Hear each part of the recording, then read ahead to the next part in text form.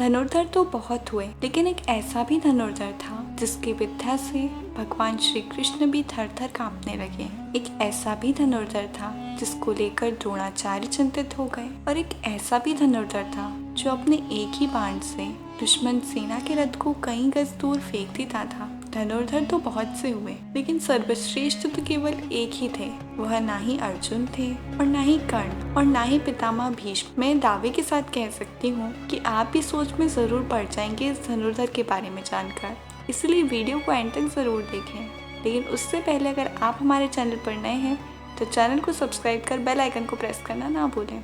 8वें number पर है एकलव्य। गुरु द्रोणाचार्य की मूर्ति बनाकर उस मूर्ति के समक्ष एकलव्य ने धनुष विद्या सीखी थी। गुरु द्रोण को जब इस बात का पता चला कि एकलव्य अर्जुन से भी श्रेष्ठ धनुष बाण चलाना सीख गया है, तो उन्होंने एकलव्य से पूछा कि तुमने यह विद्या कहाँ से सीखी। इस पर एकलव्य ने कहा, गुरुवर, मैंने आपको ही गुरु मानकर आपकी मूर्ति के समक्ष इस विद्या को हासिल किया था। इस बात पर गुरु द्रोणाचार्य ने कहा कि तब तो हम गुरु दक्षिणा के हकदार हैं। एकलव्य यह सुनकर प्रसन्न हो गया और कहने लगा, मांगिए गुरुदेव, क्या चाहिए। गुरु द्रोणाचार्य ने कहा कि तुम जिस हाथ से प्रत्यंचा चढ़ाते हो, मुझे उस हाथ का अंगूठा चाहिए। अर्जुन को दिए वचन की रक्षा के लिए ही उन्होंने एकलव्य से उसका अंगूठा मांग लिया था। 7वें नंबर पर है अर्जुन। 5 पांडवों में से एक अर्जुन, जिनकी धनुर्विद्या जग प्रसिद्ध थी। गुरु द्रोणाचार्य के श्रेष्ठ शिष्यों में से एक थे अर्जुन। गुरु द्रोणाचार्य ने अर्जुन को धनुष सिखाते वक्त वचन दिया था कि तुमसे श्रेष्ठ इस संसार में कोई धनुर्धर नहीं होगा।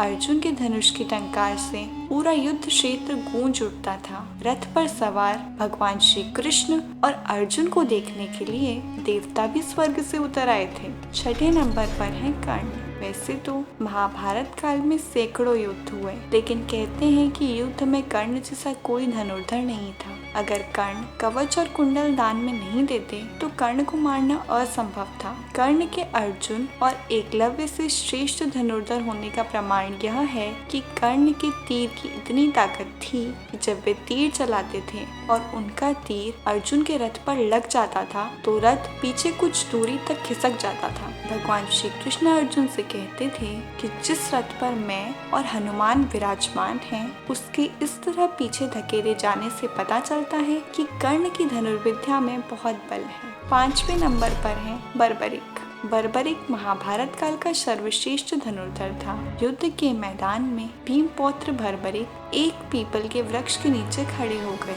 और यह घोषणा कर डाली कि मैं उस पक्ष की तरफ से लड़ूंगा जो युद्ध में हार रहा होगा। भीम के पौत्र बर्बरिक के समक्ष जब अर्जुन तथा भगवान श्री कृष्ण उसकी वीरता का चमत्कार देखने के लिए उपस्थित हुए, तब बर्बरिक अपनी वीरता का छोटा सा नमूना मात्र ही दिखाया। कृष्ण ने कहा कि यह जो वृक्ष है, इसके सारे पत्तों को एक ही तीर से छेद दो तो मैं मान जाऊंगा। बर्बरिक ने आज्ञा लेकर तीर को वृक्ष की ओर छोड़ दिया। जब तीर एक एक कर सारे पत्तों को छेदता जा रहा था, उसी दौरान एक पत्ता टूटकर नीचे गिर पड़ा। कृष्ण ने उस पत्ते को यह सोचकर पैर रखकर उसे छुपा लिया कि यह छेद होने से बच जाएगा, लेकिन सभी पत्तों को छेदता हुआ वह तीर श्री कृष्ण के पैरों के पास आकर रुक गया। तब बर्बरिक ने कहा, प्रभु, आपके पैर के नीचे एक पत्ता दबा है, कृपया पैर हटा लीजिए, क्योंकि मैंने तीर को सिर्फ पत्तों को छेदने की आज्ञा दे रखी है, आपके पैर को छेदने की नहीं।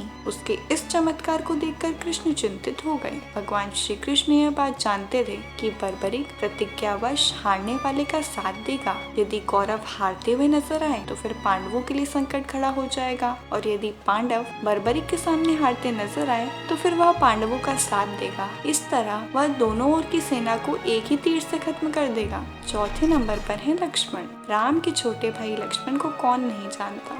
लक्ष्मण ने अपने तीर से रेखा खींच दी थी। उस रेखा में ही इतनी ताकत थी कि कोई भी उसके पार नहीं जा सकता था। लक्ष्मण की धनुष विद्या के चर्चे दूर दूर तक थे। शास्त्रों के अनुसार लक्ष्मण को श्रेष्ठ धनुर्धर माना गया है। लक्ष्मण ने राम रावण युद्ध के दौरान मेघनाद को हराया था, जिसने युद्ध में इंद्र को परास्त कर दिया था। इसीलिए मेघनाद को इंद्रजीत भी कहा जाता है। तीसरे नंबर पर है श्री कृष्ण। भगवान श्री कृष्ण सर्वश्रेष्ठ धनुर्धर भी थे। यह बात तब पता चली जब उन्होंने लक्ष्मणा को प्राप्त करने के लिए स्वयंवर की धनुष प्रतियोगिता में भाग लिया था। इस प्रतियोगिता में कर्ण, अर्जुन और अन्य कई सर्वश्रेष्ठ धनुर्धरों ने भाग लिया था। द्रौपदी स्वयंवर से कई अधिक कठिन थी लक्ष्मणा स्वयंवर की प्रतियोगिता।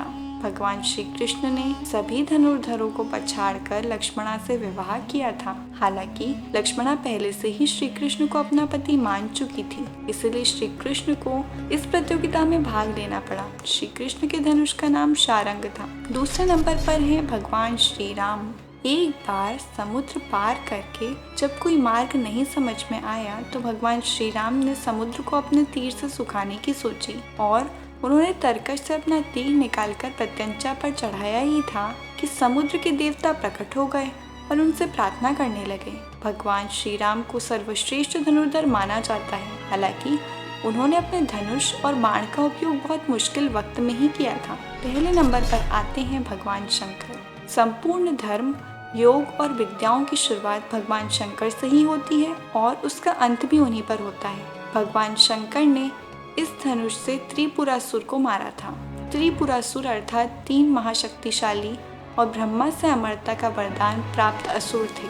शिव ने जिस धनुष को बनाया था उसकी टंकार से ही बादल फट जाते थे और पर्वत हिलने लगते थे। ऐसा लगता था मानो भूकंप आ गया हो।